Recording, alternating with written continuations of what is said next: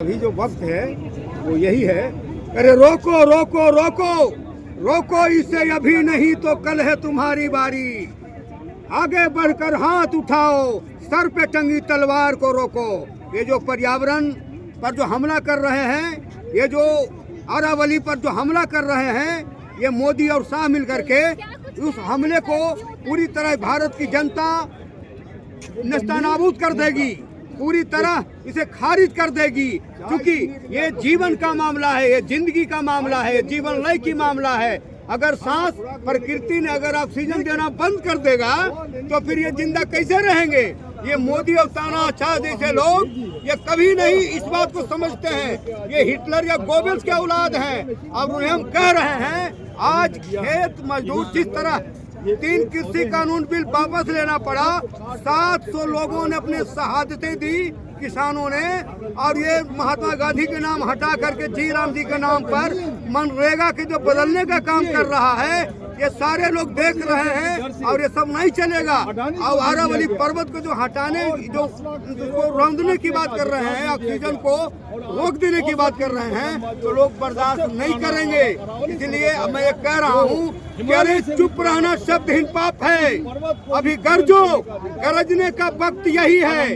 हम इस तानाशाह को धूल चटाने के लिए जो लोकतंत्र को ठगा है, जो वोट लूट करके जो राज में बैठा है, वैसे लोगों को, ऐसे पुतले टोरे को, ऐसे वोटर लुटेरों को पूरी तरह ध्वस्त करने की जरूरत है। और ये जन जन की आवाज है कि अपने देश को बचाओ, लोकतंत्र को बचाओ, हिमालय को बचाओ, पर्यावरण को बचाओ और जंगल जमीन को बचाओ।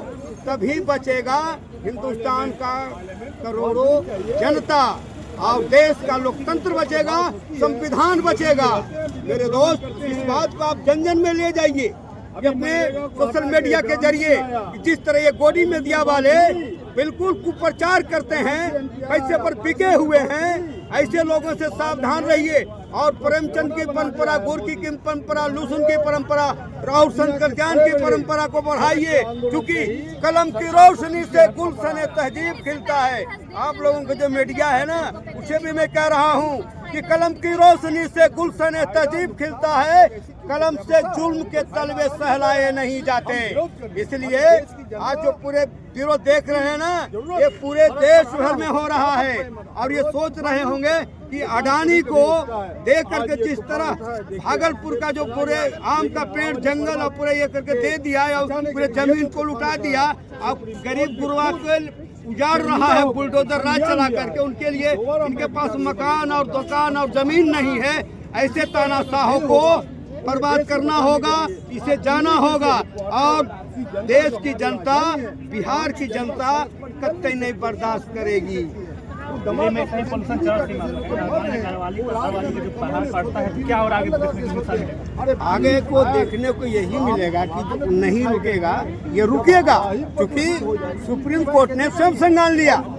ये जो आप लोगों का जन दबाव चला, पूरे सोशल मीडिया का जो पूरा प्रेशर बढ़ा, उस प्रेशर के चलते सुप्रीम कोर्ट ने संज्ञान ले लिया और उसे रोकना होगा।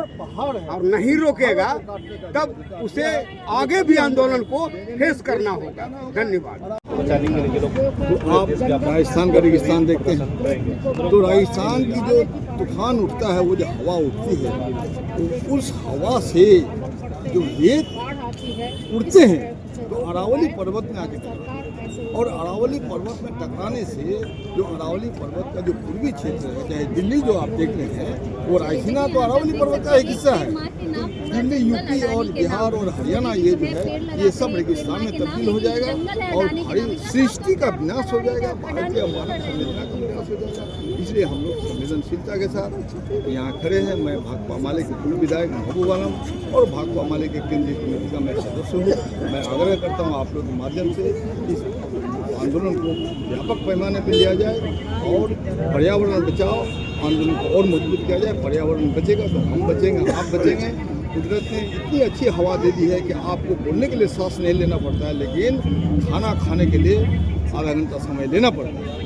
तो इसलिए अरावली पर्वत के बचाने दिल्ली में इतना पोल्यूशन फैल रहा है उसका कितना असर है? हम बताइए दिल्ली में पॉल्यूशन हो रहा है, दिल्ली में हेडक्वार्टर है और इस देश की राजधानी है। दिल्ली की जनता अगर सड़क पर नहीं चल सकती है, दिल्ली की जनता को अगर रात में सोने के लिए मेहनत करके आती है, रात में सोने के लिए प्यूरीफायर लगाना पड़े, तो पृथ्वी से ज़्यादा प्यूरीफायर कहाँ है?